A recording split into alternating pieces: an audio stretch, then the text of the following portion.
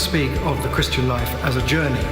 And that's a kind of individual journey, one that begins with our baptism and carries on through the events of our lives. And it's a deeply personal thing. But we also speak about journeying together. That's what the church does, in company one with another. That's not just individuals in company, but whole church communities in company. And so in the Diocese of Gloucester, as we journey together, there are parish churches that are involved in that journey, there are schools, there are fresh expressions, there are chaplaincies, there's this cathedral. We journey together because we believe we've got something in common that we want to share. And what we want to share is the good news, the gospel of Jesus Christ. And we want to share it together because we believe that it has the power to transform. It's a transforming gospel. It changes lives, changes the lives of communities, changes the lives of individuals. So together we embark on this journey looking at the different ways in the life of the diocese in which this journey is being undertaken at the present time.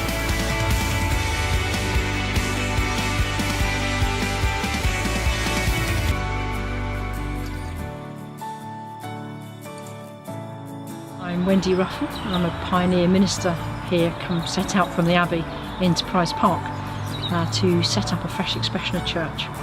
It's a really old-fashioned community. There's 4,000 people live here. It's predominantly social housing, and generations of families live here together. Actually, a bit like Coronation Street, they would live in the same street.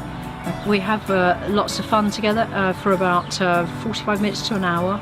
We have an activity, so that could be craft, it could be sport, drama, music, all sorts of activities where we engage all the family together.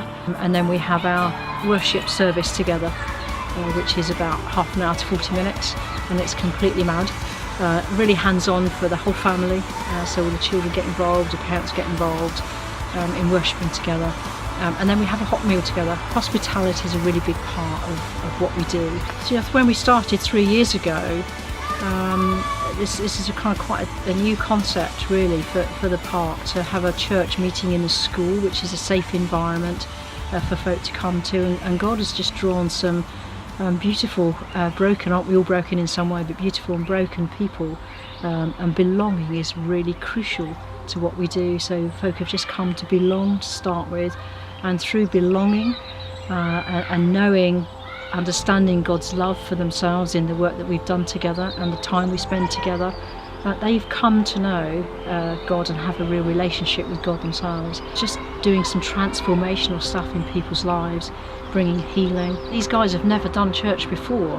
99% of our folk that come are brand new to church. They've never done church. A lady walked through the front door and experience a transforming experience of Christ in her life through just walking through the front door. So God's doing it without us. And now here we are 3 years later, and we've got 40 folk that are full on worshipping and praising God together with us and with their families, actually really enjoying that experience of knowing God and being able to worship fully with us in that way. I walked through the door, it's hard to explain, that I felt like I belong there, and it's a place where I feel happy, it's a place where I can be myself. The children love it. It's made me stronger, and it's made me realise that I can cope with things and that I'm not alone. I feel a lot more secure, and then I ended up getting baptised and confirmed, and I'm still here now a year later. And it's the best thing I ever did. There's no such thing as loneliness anymore.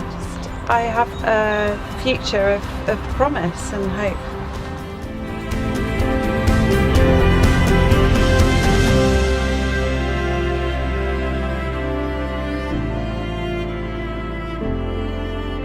We really want to start using weekends like this one to give space, really, to give space to them from rushing around and all they're doing, and to start hearing from God themselves. And I think that's a very different setting for them to school, where they often feel ridiculed or marginalised in some way. And I feel that the youth group provides a safe environment to have those kind of conversations, to explore faith. Quite hard for those with a real faith to stand out, and I think it's very easy to be conforming or just going along with others and not speaking up about truth and justice and mercy. It's quite hard because not everyone at school's a Christian, and if they ask you or make fun of you, it's quite hard to respond. But I just take it as it goes, and I kind of I'm a Christian. If you don't like me being a Christian, just deal with it. Make sure you always have love with you, and if somebody's annoying you, don't just be really cross with them, because that won't make any effect, it'll just make it worse. So we went to a Christian festival called New Wine, and there was a very, very emotive speaker. He actually talked about human trafficking and some of the shocking statistics in this country. And it really moved some of the young people. And we decided that the work of Hope for Justice, the anti-trafficking group based in the north of England, would be something that the young people could find out about, could inform friends, and could pray for, putting faith into action, being community together, making a difference for others. And something really encourages them in faith.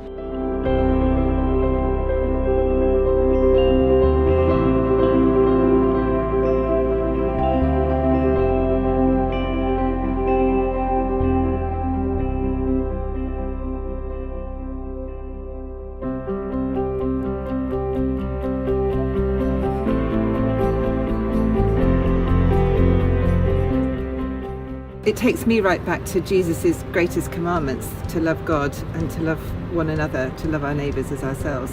It's Isaiah 61 for me. Who are our neighbours? They're the brokenhearted. We're called to bind them up. We're called to comfort those who mourn. We're called to set the captives free. And what we do at King's Table is we have an open door in this building over here. Anybody can come in. And actually the people who are brokenhearted come in. They need a hot meal, but they need so much more. They need to be valued, they need to be listened to, they need to be helped practically for sure. You know, whether they're homeless or they're drug addicted or alcohol addicted, they need help, to tackle those issues. And we can do that, we can signpost people. But more than anything, I think what we do here is we listen, we value, we see Jesus in everybody that comes in that building. And I think hope is restored to those who are in despair, who are genuinely so low that they feel there is nothing to live for. When they're listened to, when they're loved, they're welcomed, they're cherished, they're remembered. You know, when they come back, we remember names. We have a fantastic team of people from the church who talk and encourage and, as I say, listen. And then we do preach the good news. So we do have a little church service, which is just for guys that come in there, and we open the scriptures together, and we have what we call an interactive Bible study. But it's like we tease out the meaning from the words of scripture so that it really is relevant to people's lives. And we get quite a lot of people turning up for that. And we'll get people who've never set foot in a church and we thought they'd never be welcome. And they come and they listen and they're moved. And you can see the beginnings of faith. And others are really moving on in faith, and some actually move on into main church. Others just stay with us. So that's what we're doing, and that's why we do it. I come for support, guidance, love, friendship through addiction, recovery and abstinence now. And that the people here help me with that a great deal. It's given me like an awareness of my spirituality and of my actions and consequences of those actions, and how I can try and turn it around and make it positive in my life and in other people's lives. And it makes me feel part of something really good.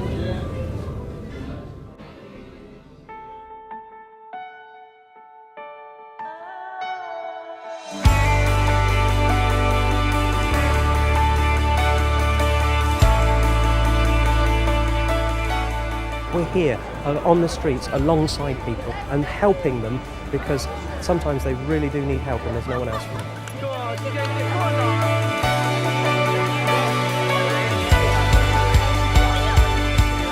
We're out on the streets being servants of Christ on the streets, but not preaching, not taking the Bible to people, but being alongside them and helping them when they get into troubles, especially in the middle of the night when they've had a few beers.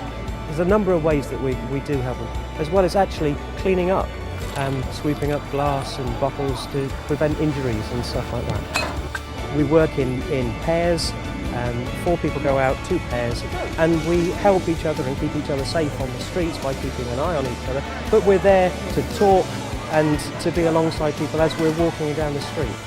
There are people out there who do care about like what happens just to ordinary people. It's quite reassuring there'll be someone around, so if anything did happen, as unlikely as it may be, there'll be someone who you could go to.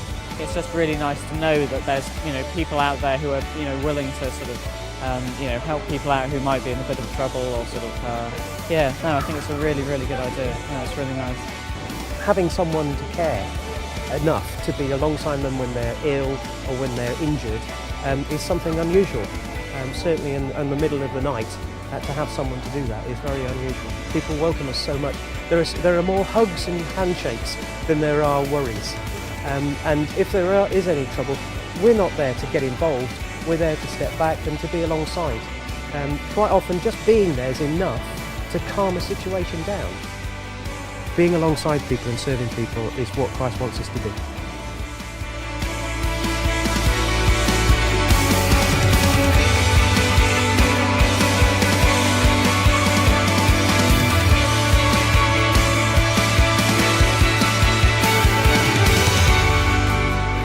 So there you have it, a great variety of church activity across the Diocese of Gloucester in all our different communities. But the important thing is that all of this is done together.